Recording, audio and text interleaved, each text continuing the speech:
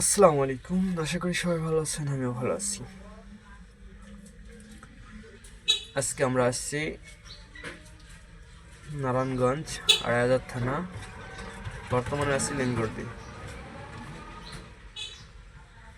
তো এখানে আসছি প্রায় ঘন্টাখানেক হয়েছে, মাল নামানো শেষ।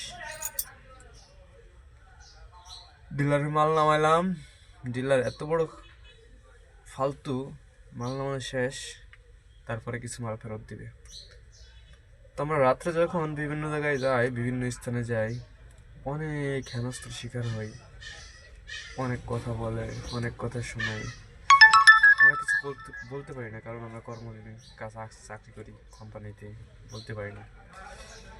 এসব ডিলারকে মাল নিয়ে আসি, ওদেরকে ফোন দেওয়া হয়, প্রায় ঘন্টার পর ঘন্টা আমাদেরকে বসায় রাখে। অফিসে ফোন দিলে কোনো সমাধান নাই। যে এলাকায় যাই ওই এলাকার এরিয়া ম্যানেজার যে থাকে তাকে ফোন দেই, অনেক সময় ফোন ধরে না, সুপারভাইজারের নাম্বার পাই না। আর অফিসে আবারও ফোন দিই, তখন বলবে বসো। মানে কথা হচ্ছে, যতক্ষণ পর্যন্ত ডিলার মাল না নামাবে ততক্ষণ পর্যন্ত আমাদেরকে বসে থাকতে হবে। সেটা হোক 1 ঘন্টা, হোক 2 ঘন্টা, হোক 3 ঘন্টা, আমাদেরকে বসেই থাকতে হবে। তো আমার কথা হলো, আমরা রাত জেগে যখন একটা জায়গা থেকে আরেকটা জায়গায় যাই, একটা রাতের ড্রাইভার কতটা কষ্ট করে ঘুম না পড়ে, সেটা একমাত্র রাতের ড্রাইভারটাই জানে যে রাত জায়গা কতটা কষ্ট। তো যখন আমরা মূলত থাকি হচ্ছে টঙ্গীতে। টঙ্গী থেকে যখন আমরা চাঁদপুর, নোয়াখালী, ফেনীর উদ্দেশ্যে যাই, তখন এক টানা 200 কিলো, 250 কিলো গাড়ি টানা লাগে। এর ভিতরে কেউ ব্রেক করে, আবার কেউ করে না। মূলত আমি কখনো করি না।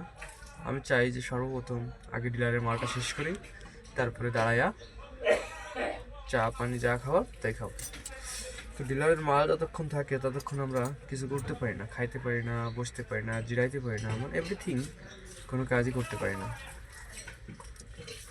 তো আমি আমার কর্মজীবনে যত কিছু পেয়েছি তার থেকে বেশি পেয়েছি কষ্ট। আমি আমার চলন্ত পথে একটা রিক্সাওয়ালা, একটা সাইকেলওয়ালা, একটা auto, CNG, everything is all, সব কিছু আমি সাইড দেওয়ার চেষ্টা করি। কখনো কাউকে আঘাত দিয়ে চলার চেষ্টা করি না, যাতে সে সুন্দরভাবে যেতে পারে। কারণ আমার গাড়িটা একটু বড়, তারা ছোট গাড়ি। আমি যদি তার ক্ষেত্রে হালকা করে একটু বাতাসও দিয়ে যাই, তারপর তারা অনেকটা ক্ষতিগ্রস্ত শিকার হতে পারে।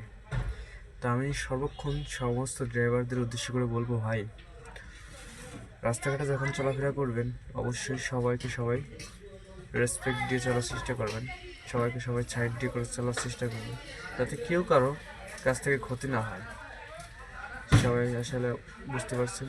ধন্যবাদ সবাইকে।